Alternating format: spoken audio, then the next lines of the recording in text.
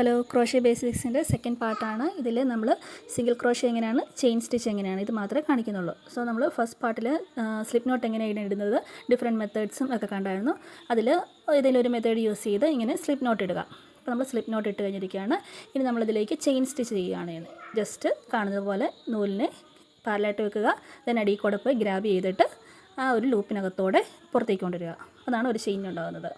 അങ്ങനെ നമുക്ക് എത്ര ചെയിൻ വേണോ അത്രയും ചെയിൻ നമ്മൾ ഉണ്ടാക്കുക. നമ്മുടെ പ്രൊഡക്റ്റിൻ്റെ നമ്മൾ ഉണ്ടാക്കുന്ന പ്രോജക്റ്റിൻ്റെ ലെങ്ത് എന്തേലും ഉണ്ടോ ആ ലെങ്ത് കൗണ്ട് ചെയ്യുക. എന്നിട്ട് അത്രയും ലെങ്തിൽ നമ്മൾ ചെയിൻ സ്റ്റിച്ച് കൊടുക്കുക. ഇവിടെ നമ്മൾ 5 ചെയിൻ സ്റ്റിച്ചാണ് ചെയ്തിരിക്കുന്നത്. പിന്നീട് സിംഗിൾ ക്രോഷ്യാണ് അടുത്ത റൗണ്ട് ചെയ്യുന്നത്. അതുകൊണ്ടാണ് ഒരെണ്ണം എക്സ്ട്രാ കൊടുത്തിരിക്കുന്നത്. കറക്റ്റായിട്ട് നമ്മൾ കൗണ്ട് ചെയ്ത് നോക്കണം. നീഡിനുള്ളിലെ ലൂപ്പിനെ നമ്മൾ കൗണ്ട് ചെയ്യത്തില്ല.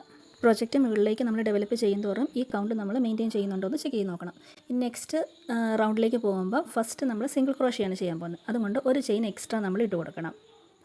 ദെൻ തൊട്ടടുത്ത സ്റ്റിച്ചിലേക്ക് നമ്മൾ വീണ്ടും സിംഗിൾ ക്രോഷ്യ ചെയ്ത് തുടങ്ങുകയാണ്. ജസ്റ്റ് കാണുന്നത് പോലെ ചെയ്യുക. അതായത് ആദ്യം നമ്മൾ യാണ് ആ ചെയിനിലേക്ക് ഇൻസേർട്ട് ചെയ്യുക. ദെൻ യാണിനെ പോയി ഗ്രാബ് ചെയ്ത് പുറത്ത് കൊണ്ടുവരിക. ദെൻ നമ്മുടെ നീഡിലിനുള്ളിൽ 2 ചെയിൻ വന്നിട്ടുണ്ട്. അതിലേക്ക് നമ്മൾ യാണിനെ എടുത്ത് പുൾ ത്രൂ ചെയ്ത് വെളിയിലേക്ക് എടുക്കുക.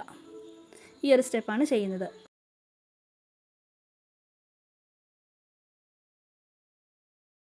ഹുക്ക് സ്റ്റിച്ചിൽ ഇൻസേർട്ട് ചെയ്യുക, യാൺ ഓവർ ചെയ്ത് ലൂപ്പ് പുള്ളി ചെയ്യുക, വീണ്ടും യാൺ ഓവർ ചെയ്ത് ഈ 2 ലൂപ്പിലൂടെ പുള്ളി ചെയ്യുക. ഇങ്ങനെ ചെയ്യുമ്പോഴാണ് നമുക്ക് സിംഗിൾ ക്രോഷ്യ കംപ്ലീറ്റ് ആകുന്നത്. എല്ലാ ചെയിനിലും കൂടെ സിംഗിൾ ക്രോഷ്യ ചെയ്ത ശേഷം നമ്മുടെ പ്രോജക്റ്റിനെ ഇങ്ങനെ ഒന്ന് ടേൺ ചെയ്യുക. വീണ്ടും നമ്മൾ ഒരു ചെയിൻ ചെയ്യുക. കാരണം വീണ്ടും നമ്മൾ സിംഗിൾ ക്രോഷ്യയാണ് ചെയ്യുന്നത്. അതുകൊണ്ട് ഒരു ചെയിൻ ചെയ്യുക.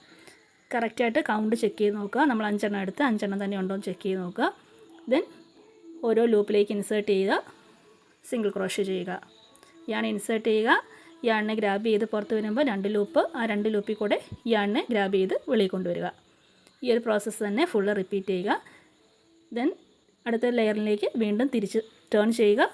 ദെൻ സിംഗിൾ ക്രോഷ്യ ആണെങ്കിൽ ഒരു ചെയിൻ ചെയ്യുക. ദെൻ സിംഗിൾ ക്രോഷ്യ എല്ലാ ലൂപ്പിൽ കൂടെയും ചെയ്യുക. യാൺ ഇൻസേർട്ട് ചെയ്യുന്ന സ്പേസ് കണ്ടില്ലെങ്കിൽ ജസ്റ്റ് ഒന്ന് സ്ട്രെച്ച് ചെയ്താൽ മതി നമ്മുടെ പ്രോജക്റ്റിന്. അപ്പോൾ ആ സ്പേസ് കിട്ടും. അങ്ങോട്ടേക്ക് ഇൻസേർട്ട് ചെയ്യുക, സിംഗിൾ ക്രോഷ്യ കണ്ടിന്യൂ ചെയ്ത് പോവുക.